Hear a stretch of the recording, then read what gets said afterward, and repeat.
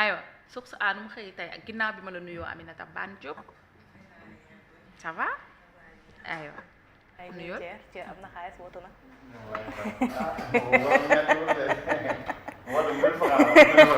ñaari téeméer li may jëlee BRT am nga xaalis de waaye nuyu Serigne ça va di nuyu internet yi ñuy seetaan bàyyi sa mees yi yow Omar ak Sidi yow jéego dina la mës a mbéj ci ci mees yi ak mees yi lépp dina la si mës a duma aywa demal ñu source A xëy à Paris pour la 50e session de l'AFPF, El Malik plaide pour le renforcement de la coopération parlementaire du Sénégal. Un boucher accusé d'avoir violé sa fille adoptive pendant 6 longues années, une effroyable affaire à Diamniadio. Pape WK, 43 ans, est arrêté pour présumé viol répété, pédophilie, détournement de mineurs et harcèlement sexuel sur sa propre fille adoptive, Yacine C. La boucherie présumée a duré 6 longues années avant que la fille ne prenne son courage à 2 mains et le dénonce. Les policiers, stupéfaits par la froideur du suspect, ont constaté que les viols supposés semblaient pour lui une routine, une sorte de sport favori, comme le décrit amèrement Yacine dans sa déposition. L'enquête s'intéresse désormais au rôle qui pourrait être joué par l'épouse de l'accusé. Les enquêteurs envisagent de l'entendre prochainement pour déterminer si elle a couvert ses crimes par peur, complicité ou pire indifférence. daa sonn boole ko. waaw xale bu jigéen bi. ñaata at la am. binduñu âge bi. kii paa bi mu am 43 ans. pendant 6 ans. allahu akbar mën na muñ de. 6 ans yow 6 jours rek ëpp na 6 ans ngay muñ ñu lay yëkkataan. Yàlla baax na. Jouant à se faire peur depuis Paris, Barth allume Sonko, selon le fils de Diaz. Je vous promets une chose, ici à Paris, les choses sérieuses vont bientôt commencer au Sénégal. On ne nous apprend pas comment nous opposer. Il a dit que s'il est démis de ses fonctions, il retournera à l'Assemblée nationale. Je le défie, s'il retourne à l'Assemblée, c'est que Jean-Paul Diaz n'est pas mon père. S'il rentre à l'Assemblée, on va envahir l'Assemblée, on va pas... Kon Barth wax na fi lii yëpp yow. Accepter la dictature. Il sait qu'il n'est pas éligible. Les textes et les lois s'appliquent à tous. Braquer la mairie de Dakar est une chose, mais retourner à l'Assemblée en est une autre, car la loi dit que quand on a été condamné définitivement, on est radié de son mandat de député. C'est que son ministre de la Justice a appliqué à mon endroit. Un homme de détail, c'est quelqu'un qui veut marcher sur un tapis rouge alors que Dieu n'en a pas décidé. wax na dëgg moom ak Sonko ñoo bokk soor. waaw justice moom ñoo bokk soor de moom dañ koo condamné définitivement mu ñàkk miireem. loolu moo tax mu teg jeexal ne mu delloo assemblée mu xam ne kee juratu ko Jean Paul.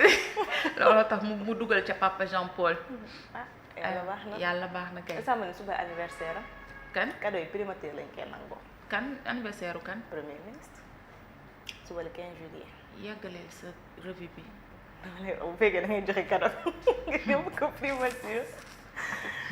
Sur la même longueur d'onde que Ousmane Sonko, maître Ciré Clédor Ly s'en prend à la société civile et au système. Seydi Gassama lui tire dessus. Selon maître Clédor, des bras armés et esprits du régime déchu toujours aux camarades dans les secteurs sensibles de l'administration, du renseignement, de la justice, des forces de sécurité. L'avocat vise également les arènes de l'économie, de la société civile et des médias où il identifie des lobbies réinstallés, des cellules dormantes et des ONG. C'est des Gassama. L'envoi au tapis. En ces termes, il faut être de mauvaise foi ou avoir la mémoire courte pour tenir de tels propos. Quant à la CPI, en tant qu'avocat associé à cette cour, vous devriez savoir comment elle fonctionne et surtout quels crimes relèvent de sa compétence, crimes qui sont bien définis dans le statut par l'ensemble des États du monde. ñu dem. lii du dugg palais. lii du dugg palais. déchets la xam naa kay. soo demoon buntu palais dañ lay dàq nga wane sa carte presse ñun la acca. primature sax du ma dugg. primature moom laa naroon sol bu ñuy yóbbu kaday boole waale ko si éphéméride yi suba. yowee su ma ko gisee dama koy tëb. Observateur, vente de produits dangereux, la cybersécurité frappe au cœur de la mafia des poisons. Face à des membres de la diaspora, le festival de jazz à Paris, le jour où Sonko remet les pieds à l'Assemblée, vous saurez si je suis ou non le fils de Jean-Paul Diaz. Celui qui ne fera pas partie de 2029, il se reconnaît, il sait très bien qu'il est inéligible. Mutisme face aux propos d'Ousmane Sonko, Diomaye, le silence lourd de symboles entre sagesse stratégique et fragilité révélée, les graves conséquences d'un éventuel recadrage de son thème, et leader politique, la nécessité d'une médiation d'urgence pour éviter une crise institutionnelle et blocage du pays, les messages de lumière de patriotes qui ont inondé hier soir sa page Facebook de commentaires. Délocalisation de la cérémonie de lancement du rapport d'évaluation de la première année de gouvernance Diomaye, les révélations de Alioune Tine sur le coup de fil du bureau régional du Haut Commissariat des Nations Unies. Alioune, le climat est tel que nous préférons éviter tout risque d'incident diplomatique. Affaire de mœurs. 6 jeunes arrêtés à Djidda, Thiaroye Kao pour chantage sexuel. Ils ont voulu coucher de force avec l'amante de leur ami après avoir obtenu le film de leur ziba sexuel. xam naa xale yi bëgg nañ fawum yooyu de sexuel xam naa xale yi bëgg nañ yu bon lii. Drame d'une extrême gravité à Doumga, Ouro Alpha, une jeune fille de 15 ans aurait été victime d'un viol collectif perpétré par 4 individus. Les cris déchirants de l'adolescente finissent par alerter un autre groupe de jeunes qui passaient non loin de là. ñeenti nit mbaa jàpp nañ leen. Ah sûrement comme ñëw na ci journal bi moom. yuuxu yeewoo ñeneen ñi ñu ñëw. ñu doon jàll. waaw yuuxul loo am jël. Sénégal góor ñi feebar nañ. si dañu dem. ayo. Libération, vente de produits censés agrandir le pénis, donner du tonus, éviter la perte des cheveux. La DSC démantèle une pharmacie noire au cœur du Point E. Un vaste dépôt avec divers types de produits entre illégalement au Sénégal. Débusqué, la société disposait aussi d'un centre d'appel avec 25 personnes pour gérer les commandes des clients. L'expertise de l'ARP révèle que les produits saisis présentement un danger pour la santé publique et ne sont pas autorisés à la vente au Sénégal. Crimpé Bagbon, responsable des livraisons à Codin Africa, et un autre agent en garde à vue. Leen ay ñett ñoo ko doon jaay. ñoom dañuy jaay yu bon maanaam yu yokk yooyu góor yi di kii yu yokklu comme mère ñi laan de ak yi nga xamante ne dalay may nu mu tuddati sax dalay jox kii kattan yokk kattan ak lan ñàkk karaw ak xale jigéen yi yokk ay affaires yi ay ans ak ay façon yooyu léegi nag garab yi du ni muy duggee baaxul ba pare ñoom am nañ fit nag en plus c'est pas créer autorisé. société waa créer ba créer société jël ci centre d'appel ay nit ñuy jaay 25 personnes ñu jël pour gérer commande yi ña fa doon jaay laa commande yi di ji ci ëpp yokk la boo dee xool Justice. Sénégal fii yéeme na les greffiers décrètent encore 72 heures de grève ñu dem. Le quotidien, tension avec les pays de l'AES, l'UEMOA après la CEDEAO, la présidence du Conseil des ministres au cœur de la brouille, le Mali et le Sénégal, le Mali et le Niger solidaires du Burkina. Présentation de ces livres, Yoro Dia analyse kii la kenn mënu koo yedd démocratie pour mu bàyyi sénégalaise. arme bi muy yor tout le temps président Mali bi Traoré waaw ñoom ñëpp a yor arme xanaa gisoo Traoré. waaw moom laa wax ñeneen ñi ana seen kii arme Burkina la. ñu yor ñii duñu Mali. yor arme mais moom tout le temps Niger. arme baa ngi côté droite mu téye rek muy seetlu naa waaw fagaroo gën daf may tiital nag parce que daf may tiital de yow man arme bi moo ma gën a kanam goy taal gis nga kanam goy taal. yii mukk man kii kanam gi ni mu ndaw neex a xool ah kii au moins il est jovial. jovial waaye lam def Mali ma nga noonu tege nga naan jovial Burkina. kii lam def Mali instant bi Mali kenn sañ ta yëngatu te rajo bu wax lu leen arrangé wu sax ñu tëj la waa kii la kii Burkina la. ah Goïta Mali waaw Mali moo tax nag ma ne la au moins kii il est jovial man kii dama koo ragal. Goïta mii. yaay ragal ko doom Est-ce que waaye man Goïta borom oui. arme bi war nañoo wax si moom nag buy génnati mu bàyyi yi muy mu def bàyyi ko kër ñu dem. Walf Quotidien, retour de parquet pour le chroniqueur de la TFM, lundi décisif pour Badara Gadiaga. Crise au sommet de l'État, El Malick en sapeur-pompier, il écourte son séjour en France. waaw vacances ya nga dagg vacances ya daw. ñëwal gaaw. Paul Biya neen indaaleel ndox mu bari. Paul Biya neen day briqué 8e mandat. man kii chim. ba muy toog président Cameroun Diomaye 2 ans la amoon. chim kii 42 man ans Cameroun la yi man jaaxal nañ ma nag ñu bàyyi ko ci li ko neex nii rek te xam naa nañ ko falaat de yàlla baax na suñu yoon nekku ci dama ñu dem très bien. L'expert Ndiaga Sylla sur la polémique autour du mandat du député du leader de PASTEF, les portes de l'Assemblée nationale définitivement fermées à Sonko. Keroog de Thierno bi nga dugalee vidéo bi damaa xam boobu maa ngi woon si BRT waaye damaa xam. mooy ban. bi mu ne moom dafa ñëw pour démissionner. yow loolu nëbbuwul nag ajaratu loolu nëbbuwul disket vaar yi moom instant bi comme mbàccum gerte. gis naa la di ma ni la xama ko dangay door même foofu aussi bon am na amalgame. Jurisprudence am na ko. oui parce que c'est vrai que ne moom ci boppam il a clairement dit que damaa ñëwoon pour rendre sama démission mais à l'époque moment boobu ki doon diriger la séance de l'Assemblée nationale tur bi naka la encore mooy ba ñuy installé waa Alla Kane le doyen waaw Alla Kane boo ko dégloo moom suspension la wax pour Ousmane Sonko ak beneen député il y avait 2 députés mais moom suspension la wax. waaw moo tax ma ne bon am na quand même amalgame. xam naa daa yàkkamtee wax rek ne démission mais quand même si on suppose on se base sur les dires de Ousmane Sonko moom démission quand même la wax. waaw mais kee moom suspension la wax quand même. réeróo bu bari am na ci kon.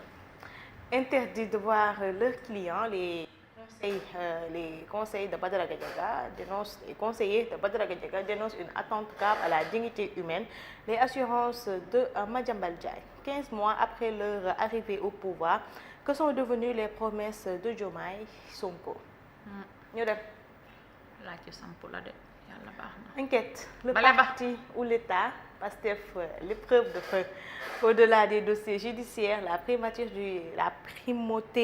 du parti dans la gestion de l'État secoue le PASTEF. Sonko veut des réunions avec le parti en présence du président pour définir les orientations de l'État, instrumentalisation de la justice, ce que disent Diomaye et Sonko. non loolu mënul léegi foofu moom doo leen ko wax dëgg ne ko président moom nee na. démissionné na si tout parti. yéen wax leen ko dëgg yéen ay militants. ñun ñoo ñu siy laaxee. yaa ngi noonu. yaa ngi nii sërël la di en tant que mu ni ba pare président lan lay def ci réunion parti pour définir orientation de l'État voilà orientation de l'État parti bi ñoo koy définir président lan lay def ci parti présence parti pour orientation de l'État yàlla baax na foofu moom daa jóg amalgame am na ci la dëkk kay nag. Crise au plus haut sommet de l'État, Alioune Tine alerte contre les forces obscures tapies dans l'ombre. Le débat est essentiellement électoral selon Yoro Dia. ñu dem Yor Sonko Diomaye, le duo exécutif à l'épreuve de la crise politique. Sortie médiatique muy jekk daa amul lu mu titre muy jekki-jekkal titre bi. de Sonko l'indignation kii barki yàlla Serigne Saliou yaa mën a dëkk ci dëkk bi yow. yàlla baax na. Thiès, la sortie du leader du PASTEF diversement appréciée. ñu dem Vox Populi, prolongation des polémiques créées par Sonko, branle-bas chez les pastéfiants, les militants pro-Sonko mettent la pression sur Diomaye. Maïmouna Dièye et les femmes de Pastef font bloc derrière la vision de Sonko. Cheikh Diba, reçu nuitamment par le khalife des Mourides, El Malick, président de l'Assemblée, écoute sa participation à la 50e session de l'APF à Paris pour rentrer sur Dakar. waaw coow li kat faaw ñu fay ko. ñii moom dañoo yebaate ñii mettre la pression sur Diomaye yéen la rek de ñun suñu yoon nekk ci buñ ci deret di takk. Barth disqualifie le leader de PASTEF de la présidentielle 2029. Sonko est inéligible pour 2029. Il a été condamné et il sait très bien qu'il est inéligible. Tahirou Sarr rappelle le président Diomaye à agir avec responsabilité. Il faut maintenant une rupture véritable pour éliminer le système. Maître Ciré Clédor Ly enfonce le clou. Aucune révolution ne peut réussir si l'ancien régime n'est pas détruit et ses vestiges nettoyés. kii moom Pastef la bokk wala avocat la simple. ci pôle d'avocat Ousmane Sonko la damaa laaj rek ci pôle bi la bokk. waaw léegi moom dafa jox xalaatam ci réew mi. ci réew mi waaw d'accord. Les avocats de Badara Gadiaga ruent dans les brancards. Badara tam. Une mobilisation à 10h aujourd'hui. Ci tribunal ñu def Le Soleil. Césarienne dans les établissements publics de santé, une gratuité qui coûte cher, selon le journal. Certains centres de santé sociaux font payer aux femmes enceintes les kits d'accouchement qui peuvent coûter jusqu'à 85 000. ëpp na ko sax. Selon docteur Baka Major, directeur des prestations à l'Agence sénégalaise de la couverture sanitaire universelle, faire payer la césarienne est malheureusement une réalité. Parce que boo fekkente ne yow xam nga lan nga dul fay maanaam le fait que ñu ñëw kii la defal la césarienne loolu la garab yi yaa koy jënd te garab yi mën naa ëpp sax 85 000 su fekkente ne c'est dans le privé coût bi dina yegg 800 000. maanaam main d'œuvre bi nga dul fay. ci gàttal dina yegg waaw bi doy privé bi la coût bi césarienne dina yegg 800 000 je te dis 800 000 plus 800 000 yi ki hospitalisation pour 5 jours yi ci lay bokk waaw. Bon si c'est dans le public il faut ñu xoolaat ko parce que mooy loolu am na xale yoo xamante ni ñu ci bëri am ñii faatu nañu ñii en couche la ñu ñàkk parce que garab yi matale wuñ ko. Donc gratuité na kii rek mais problème bi mooy garab yi. Ok. Nigeria, l'ancien président Muhammadu Buhari s'est éteint à l'âge de 82 ans. Le chef de l'État salue une grande voix du continent. ñu dem. Évidence, visite nocturne à Touba, Diba et le tollé. Affaire les trading, Serigne Mohamed Sokhna Bizarre sur une arrestation. Dakar trace son avenir urbain, un atelier national pour repenser la ville de demain. Ñu def Tribune Sport, à 5 jours du combat, Ada Fass, Liss Ndiago, le feu avant le choc. Ada Fass, selon lui, je vais facilement battre Liss. Liss, je sais qu'il n'a pas la capacité. Pas d'annonce officielle pour le moment. Le choc Balla Gaye 2 Siteu aura bel et bien lieu. PSG Chelsea, Paris se fait corriger par les Bleus et laisse échapper la Coupe du Monde. Coupe du Monde des clubs. Mooy match démb bi. Ok. CAN féminine 2025, le Maroc en quart de finale, la RDC éliminée, le Sénégal garde espoir. Meilleur troisième. jeex na wala des na benn.